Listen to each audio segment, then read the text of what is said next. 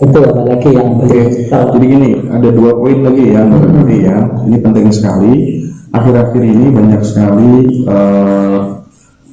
informasi yang beredar terkait dengan tsunami 20 meter ya kalau nggak salah ya. Nah itu kan kemudian timbul kekhawatiran dan lain sebagainya. Barangkali yang bisa memberikan statement peneduh ya kan, kenapa kok bisa seperti itu kan, solusinya bagaimana ya.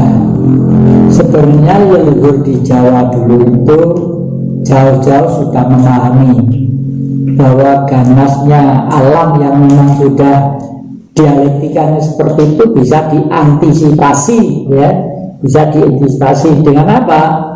Dengan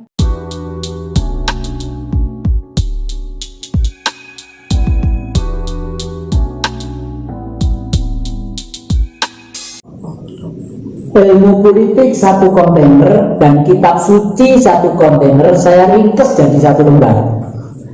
Ya toh era sekarang sudah era digitalisasi ya, ngapain baca buku tebel-tebel, capek-capekin aja. Lebih baik nanam bayam kayak nanam ketela ya, dimakan bisa, karuan itu ya. Nah ini ajaran Bung Karno. Kenapa ajaran Bung Karno? Karena ajaran Bung Karno itu mengakomodir pikiran-pikiran dari seluruh ajaran yang ada, baik itu ajaran kitab suci ataupun ajaran ilmu politik. Kitab suci misalnya, setiap kitab suci pasti menceritakan asal mulanya alam semesta, dan setelah itu setiap kitab suci selalu menceritakan tentang nasib manusia itu jangan sampai menyembah berhala. Ya toh? setiap kitab suci ya. Setiap kitab suci pasti itu intinya. Nah, oleh karena itu sebelum ada manusia diciptakanlah ini bumi. Sebelum ada bumi yang ada adalah udara, air, api, tanah. Berputar-putar udara dibakar api yang membara. Sebelum ada manusia diciptakan dulu malaikat.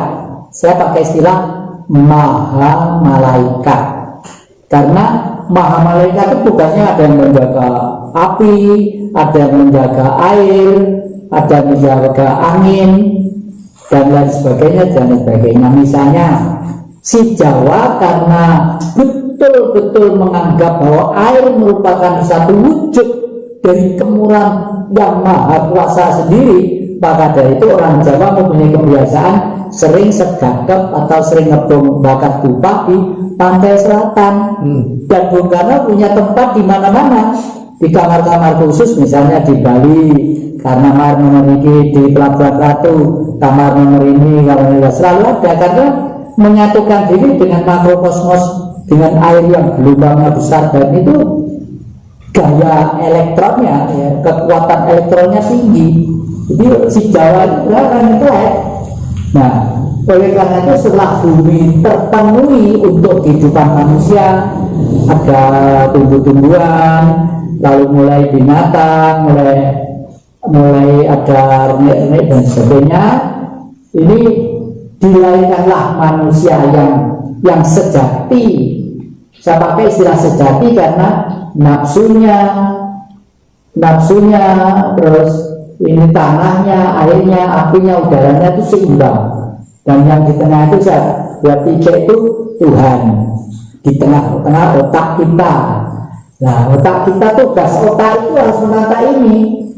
Otak ini, saya senang buat rumah yang gini-gini gede. Di rumah saya di Malang gede, macam-macam kayak keraton. Tapi waktu saya membeli semen, waktu saya membeli cat, nipu orang atau tidak? Ya, mencuri atau tidak? Itu nggak boleh. Jangan dipikir itu nanti tidak ada dampaknya, tetap ada, karena sebenarnya pada waktu kita berbuat non manusiawi itu dampaknya adalah terhimpun di dalam tubuh kita, akhirnya menutup sang jiwa tadi itu. Nah, setelah ada manusia, baru ada yang namanya nabi. Nabi itu istilahnya pemimpin. Setiap gerombolan orang pasti dipimpin salah seorang. Misalnya jadi ke sini siapa ngordinir? Oh, yang ngordinir misalnya Mas Indra aja. Bagaimana tuh Nanti kalau beli teh, beli kopi, neng warung apa bendara nih, itu misalnya gitu ya, itu melainnya gitu ya. Setelah ada Nabi, ada Rasul. Rasul itu adalah orang-orang terpilih, tapi tidak sebesar Nabi. Biasanya dalam lingkungan kecil selalu ada Rasul, karena dalam lingkungan kecil pun ada seseorang yang harus menjaga kewibawaan di Karikanan itu. Nah, setelah itu semua dimodernisir oleh Bung Karno. Ilmu ini namanya marhainisme. Marhain itu manusia yang menderita, bukan karena miskin, bukan karena malas, bukan karena bodoh, tapi menderita karena sistem. Ajarannya marhainisme.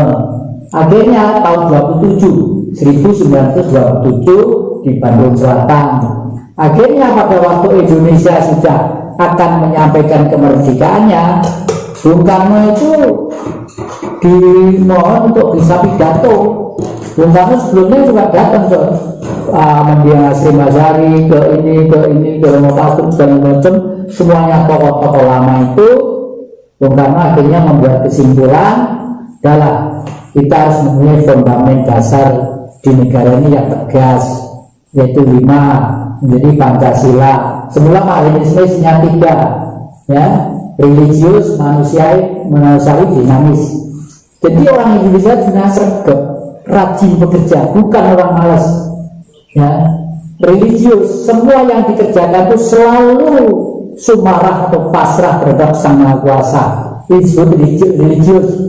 Manusiawi, karena dia bekerja itu untuk menghidupi anaknya, keluarganya, besok masa besarnya, itu kan masuk manusiawi banget, ya, manusiawi banget.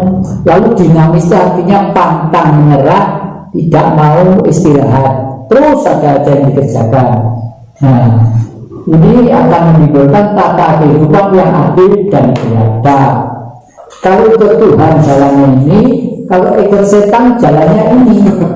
Kenapa kalau ikut setan jalannya ini? Pada waktu malaikat diciptakan, itu malaikat itu ada yang nakal, ada yang tidak. Kalau yang tidak nakal itu membantu manusia sesuai dengan fungsinya, yang nakal itu artinya karena malaikat itu terdiri dari api dan udara saja, tanah dan anunya tidak ada, dan airnya. Jadi makanya tidak bisa dilihat dari ini. Nah, karena malaikat itu sebagian itu ada yang tidak mau sujud ke manusia, akhirnya malaikat itu mempengaruhi manusia-manusia yang semestinya seperti ini menjadi ini. Ingin kekuasaannya itu ekspansi sebesar-besarnya, ingin yang mewah-mewah segala macam, tapi keberanian untuk sucinya sedikit. Ini adalah orang kapitalis, ya. Kapital itu modal, itu orangnya. Kapitalisme itu adalah pahamnya. Dan tadi saya katakan, manusia hidup itu secara ekonomi harus mencari keuntungan sebesar-besarnya dengan modal dan ongkos yang sekecil-kecilnya. Itu. Akhirnya menjadi ini. Nah, ini akibatnya disebut sekuler. Sekuler itu punya gereja, punya masjid, punya wihara, punya pura, punya tasbih, punya macam-macam, punya salib, tapi pikirannya itu enggak seimbang dengan kemanusiaannya. Ada lagi yang ateis. Ateis itu sama sekali tidak percaya. Oh, ngomong Tuhan itu berkaya, orang males itu ngomong. Dia ngomong yang real aja, cari nasi satu piring sehari sulit, itu ngomong yang enggak ada. Jangan diturut. Nah, ini akhirnya ateis. Nah, karena dua-duanya itu sudah berpikiran politik untuk kepentingan bangsanya, tidak sadar bahwa menciptakan mereka untuk saling menatari itu, akhirnya semuanya butuh militer. Untuk apa? Untuk melindungi anunya, emosinya. Kapitalis membentuk militer, komunis membentuk militer. Militer disebut fasis, pasti halal segala cara, pasti kegelapan, pasti kehancuran. Ini dalamnya setan, betul. Dan ini meskipun mikro, manusia ini belajar ini gampang, soalnya dampaknya itu cepat itu loh ya. Dampaknya apa yang di sini itu? Kalau roh kita tidak kembali suci, bersembahyang di matahari, jangan pikir hidupnya nanti itu enak, susah karena justru nanti kok dolanan mereka. Oh itu biar dari makan uang tak tunggu ini dulu pernah batu yang saya tunggu, wes sekarang kamu menjadi anak buah saya, mau tidak mau tiap hari harus nyuci kaki saya, harus nyewokin saya, maaf ini bahasa kasar, becetol itu dia, becetol gitu ya. Dan itu ribuan tahun, tersiksanya itu ribuan tahun. Kalau selama manusia mungkin umurnya sekitar 70-80 tahun lah, tapi di alam sana ribuan tahun ini. Nah itu apa lagi yang perlu tahu? Jadi ini ada 2 poin lagi yang tadi ya, ini penting sekali. Akhir-akhir ini banyak sekali informasi yang beredar terkait dengan tsunami 20 meter ya kalau nggak salah ya. Nah itu kan kemudian timbul kekhawatiran dan lain sebagainya. Barangkali yang bisa memberikan statement peneduh ya kan, kenapa kok bisa seperti itu, dan solusinya bagaimana ya. Sebenarnya leluhur di Jawa dulu itu jauh-jauh sudah memahami bahwa ganasnya alam yang memang sudah dialektikannya seperti itu bisa diantisipasi ya, bisa diantisipasi dengan apa? Dengan membuat tempat-tempat yang disakralkan. Disakralkan itu adalah dipelihara dengan baik, penuh dengan etika dan kesopanan. Misalnya kalau di sini, di situ ada biru, lalu ada lagi Watu Gede, tempat peninggalannya Pendek Gede. Dan kalau Kelut pun ada ini, Jawa Tengah ada apa? Seluruh Nusantara itu pasti ada. semacam kayak bunden-bunden gitu ya? Termasuk bunden-bunden. Karena bunden itu kan bekas tempat beliau berada. Tapi sokmanya beliau masih setia di sana. Nah, sokma itulah yang mampu mendeteksi akan semuanya itu. Jadi kalau karena malaikat itu adalah pita gaib, kita bila perlu mendatangi mereka bisa ya. Misalnya pada waktu saya pakai istilah saya menggulingkan Orde Baru. Saya hanya dua orang dengan wanita seperti ini, bersegede ini, umur 27 waktu itu, namanya Maharani Suwita ya. Kenapa? Kalau terlalu banyak melumpuhkan Orde Baru itu pasti gampang ketahuan. Karena lebih kuasa, budenya banyak, mulai pistol sampai meriam kok. Kita ketepil aja tidak punya kok. Dan kita tanya kepada leluhur, datang Gunung Lawu, datang ini, dan termasuk ke pantai selatan. Suatu saat karena sudah capek bertahun-tahun ya, sama dengan saya dengan Mbak Rani itu di Pelabuhan Ratu, Mbak Rani, ayo kita Mbak, kita dapat di itu loh, di Watu Karang di sana itu. Waduh jangan Mbak, sekarang pagi airnya roh, tapi kalau nanti jam sekian airnya gede itu, batu itu nggak kelihatan. Nggak apa-apa. Kalau memang saya dan Mbak Rani itu bukan lakunya, biar telan samudera kita ada takut, percuma, memalukan. Saya sudah meninggal anak, meninggal istri, meninggal ini, itu, ya. Terus akhirnya di sana, air itu datang satu rumah bedanya, tak dari jadi plak gitu, batin itu jemplak, kaos ya bang gitu ya. Di atas satu, di atas saya, kalau gelodak gitu jatuh ke Batu Karang sekian. Terus saya pergi ke Jatinegara, saya buat leontin, yang satu untuk beliau, yang satu untuk saya. Nggak tahu beliau sekarang di mana.